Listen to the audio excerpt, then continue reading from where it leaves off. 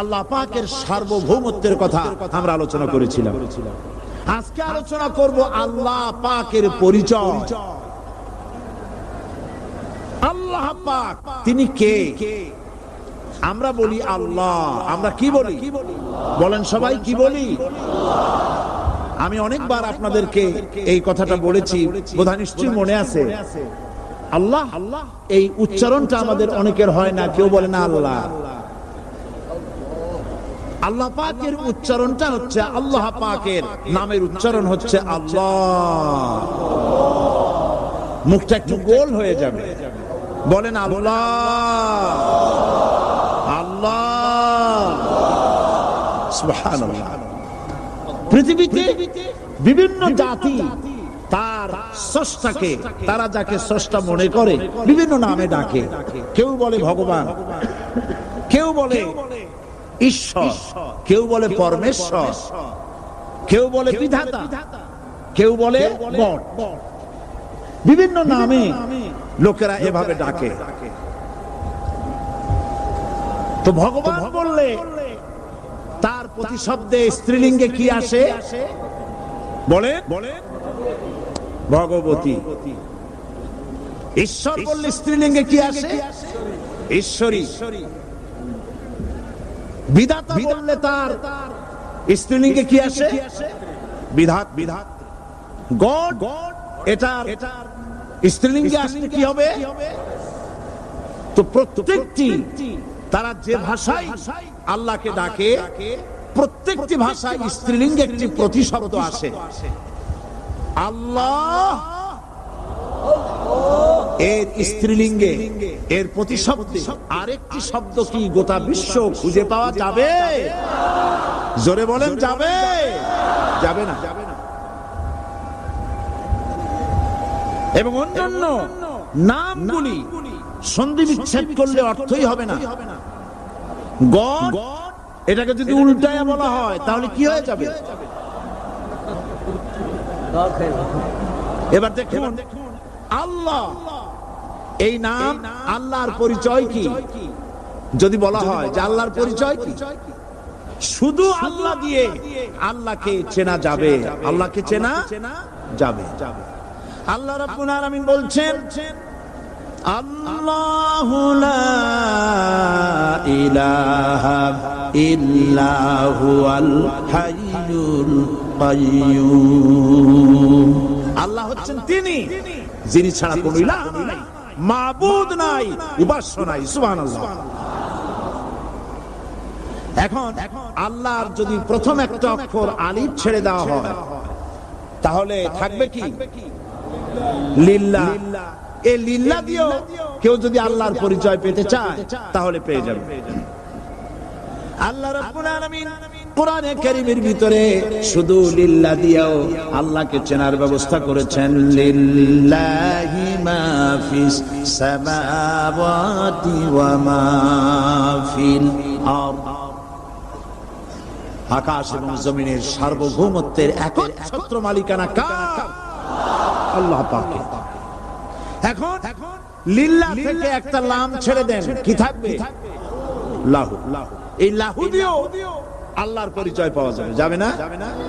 কোরআন বলছে, লাহু মাকালিদুস সামাওয়াতি ওয়াল আরদি ইউবসিতুর রিজকা লিমান ইয়াশা।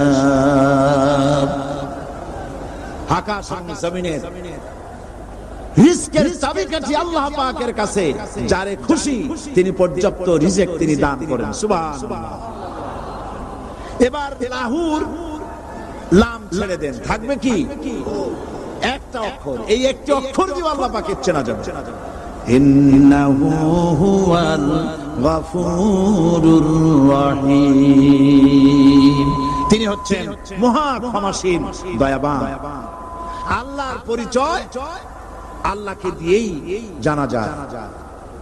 আল্লাহর পরিচয় হচ্ছে তিনি এই আকাশ সৃষ্টি করেছেন, এই জমিন সৃষ্টি করেছেন, মানব গোষ্ঠীকে সৃষ্টি করেছেন। আকাশের স্রষ্টাকে, জমিনের স্রষ্টাকে, মানুষের স্রষ্টাকে আল্লাহ পাক। দেখুন আল্লাহ পাক আকাশের স্রষ্টা, জমিনের স্রষ্টা, মানুষের স্রষ্টা, এই কথাকে ভুলিয়ে দেওয়ার জন্য, এই কথাটিকে ভুলিয়ে দেওয়ার জন্য আল্লাহকে অস্বীকার করছে এক শ্রেণীর লোকেরা। তারা বলছে দেয়ার ইজ নো গড, স্রষ্টা বলতে কেউ নাই, আনসিন ইজ নাথিং।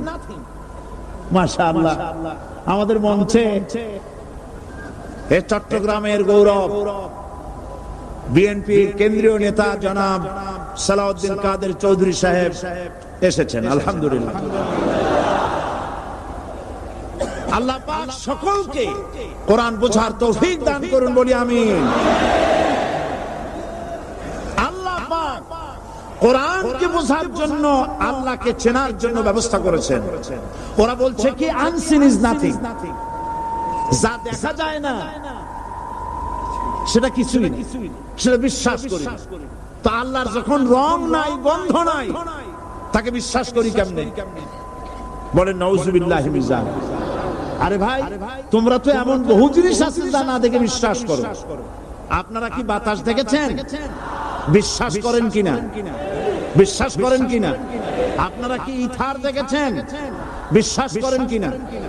ফুলের গন্ধ দেখেছেন, কিন্তু বিশ্বাস করেন কিনা? মাধ্যাকর্ষণ শক্তি, ল অফ গ্র্যাভিটেশন আপনারা চোখে দেখেছেন? বিশ্বাস করেন কিনা? অনেক জিনিস এমন আছে যা আমরা চোখে দেখি না, কিন্তু বিশ্বাস করি। হযরত ইমাম আবু হানিফা রাহমাতুল্লাহ আলাইহির সাথে এক নাস্তিকের বহস হলো। স্থান এবং তারিখ নির্ধারণ করা হলো। ইমাম সাহেব দেরি করে আসলেন। নাস্তিক বলছে, আমি আপনার সঙ্গে কোনো বিতর্কে যেতে চাই না, কারণ আপনি ওয়াদা রক্ষা করতে পারেন নাই। নির্ধারিত সময় অন্তত 3 ঘন্টা পরে এসেছেন। তিনি বললেন, আমি কেন দেরি করলাম সেটা তো তুমি জিজ্ঞেস করবে। আচ্ছা বলেন কেন দেরি করেছেন? তিনি বললেন, দেখো এই জায়গায় আসার পথে একটা নদী বেঁধেছিল, তো আমি আসবো কি করে? আমার কাছে পারাপারের কোনো বন্দোবস্ত ছিল না। এক পর্যায়ে হতাশ হয়ে গেলাম, আমার বোধহয় যাওয়াই হবে না। শেষ পর্যন্ত আমি দেখতে পেলাম হঠাৎ করে আমার পাশে একটা ফলের বীজ পড়ল, তা দিয়ে একটা গাছ অঙ্কুরিত হলো। দেখছি না তা গাছটা একটা ময়ূর হয়ে পরিণত হয়ে গেল। কই থেকে একটা করাতে সে গাছটা কেটে ফেলে দিল। ফটাফট কতগুলি তক্তা বেরিয়ে আসলো, কোথা থেকে একটা হাতুড়ি আর কতগুলি লোহা এসে ঠাস ঠাস করে বাড়ি লেগে একটা কিস্তি তৈরি হয়ে গেল। কিস্তিটা ধাপায় পড়লো নদীতে, আমি লাফ দিয়ে উঠলাম, তাই পার হয়ে আসতে যা দেরি হলো। নাস্তিক বলছে, আপনার সাথে আমি জানছিলাম যে আপনি অত্যন্ত বুদ্ধিমান মানুষ, কিন্তু যে ঘটনা শুনাইলেন আপনার স্ক্রু একটাও টাইট আছে বলে মনে হয় না, আপনার সাথে আর কোনো বহস নয়। তিনি বললেন, কেন? কয় বহস না, আপনি বলছেন যে এইরকম একটা গাছ চারা হয়ে গেল, সাথে সাথে বিনা মিস্ত্রিতে গাছটা কাটলো, তারপর এটা দিয়ে তক্তা হলো, লোহা আসলো, হাতুড়ি হইলো, বিনা মিস্ত্রিতে কিস্তি তৈরি হয়ে গেল, নৌকা এটা পড়লো নদীতে, আর বিনা মাঝিতে আপনি পার হয়ে আসতেন। এটা কি আদৌ সম্ভব? ইমাম আবু হানিফা রাহমাতুল্লাহ আলাইহি বলছেন, তোমার সাথে আমি কোনো কিতাব দিয়ে ঝগড়া করব না, কোন কিতাব দিয়ে আমি তোমার সাথে বহস করব না। এই একটি দৃষ্টান্ত তোমার জন্য যথেষ্ট। একটা মিস্ত্রি ছাড়া যদি একটা কিস্তি তৈরি না হতে পারে, একটা গাছ কেটে তক্তা যদি না হতে পারে, এই বিশাল আকাশ, এই বিশাল জমিন, আর তোমার মতো এরকম একটা সুন্দর মানুষ বিনা মিস্ত্রিতে, বিনা স্রষ্টায় তৈরি হলো কেমনে? এক কথায় নাস্তিক বলছে, আমার জীবনের ভুল ধরা পড়লো। নাস্তিক বলছে, জীবনের ভুল ধরা পড়েছে, আমি মুসলমান হয়ে গেলাম। লা ইলাহা ইল্লাল্লাহু মুহাম্মাদুর রাসূলুল্লাহ। জোরে পড়েন, লা ইলাহা লা ইলাহা